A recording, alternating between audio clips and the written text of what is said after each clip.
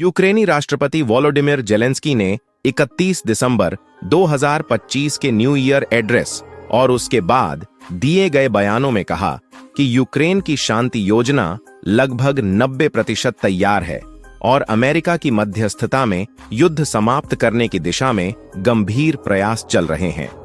Trump प्रशासन के सहयोग से सामने आए 20 पॉइंट पीस प्लान में सुरक्षा गारंटी, झापोरिजिया न्यूक्लियर पावर प्लांट का नियंत्रण और डोनबास जैसे संवेदनशील क्षेत्रीय मुद्दे प्रमुख हैं। अमेरिका ने यूक्रेन को 15 साल की सुरक्षा गारंटी का प्रस्ताव दिया है। दिसंबर 2025 में फ्लोरिडा में ट्रंप और जेलेंस्की की मुलाकात के बाद वार्ताओं में कुछ प्रगति जरूर हुई है, लेकिन डोनबास पर रूस की पूर्ण नियंत्रण की मांग जैसे कांटेदार मुद्दे अब भी अनसुलझे हैं। जेलेंस्की ने संकेत दिया है कि जनवरी 2026 के अंत तक वॉशिंगटन में एक हाई लेवल बैठक हो सकती है, जिसमें अमेरिका के प्रतिनिधियों के साथ साथ यूरोपीय देश जैसे ब्रिटेन और फ्रांस के नेता भी शामिल होंगे।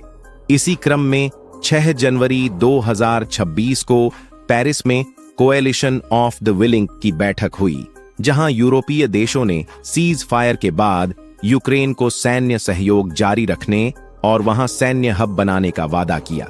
हालांकि जेलेंस्की ने साफ कहा है कि यूक्रेन किसी भी कमजोर समझौते को स्वीकार नहीं करेगा और रूस की मंशा पर अब भी गंभीर संदेह बना हुआ है। दूसरी ओर रूस ने दावा किया है कि 2026 की शुरुआत से यूक्रेन रोजाना मॉस्को पर ड्रोन हमले कर रहा है। रूसी रक्षा मंत्रालय के अनुसार 4 से 5 जनवरी की एक ही रात में 437 ड्रोन मार गिराए गए, जिनमें से 57 मॉस्को क्षेत्र की ओर थे, जिसके कारण कई बार राजधानी के प्रमुख एयरपोर्ट बंद करने पड़े और उड़ानों में भारी देरी हुई। यूक्रेन ने इन दावों पर आधिकारिक टिप्पणी नहीं की, लेकिन माना जा रहा है कि ऐसे हमले रूसी सैन्य लॉजिस्टिक्स और ऊर्जा ढांचे को निशाना बनाते हैं। इसी बीच यूक्रेन ने खार्किव पर रूसी मिसाइल और ड्रोन हमलों की कड़ी निंदा की है।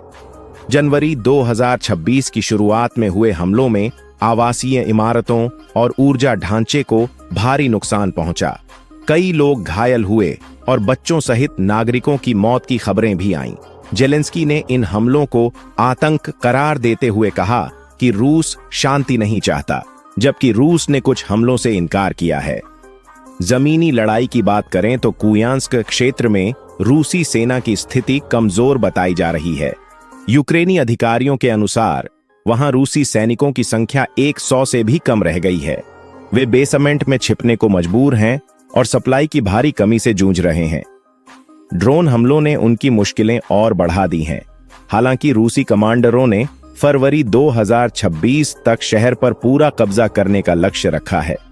कुल मिलाकर हालात ये हैं कि एक तरफ ड्रोन और मिसाइल हमलों के साथ युद्ध तेज बना हुआ है, तो दूसरी तरफ अमेरिका और यूरोप की मध्यस्थता में शांति वार्ताएं भी आगे बढ़ रही हैं, जहां सबसे बड़ी बाधा क्षेत्रीय दावे और दीर्घकालिक सुरक्षा गारंटी का सवाल बना हुआ है।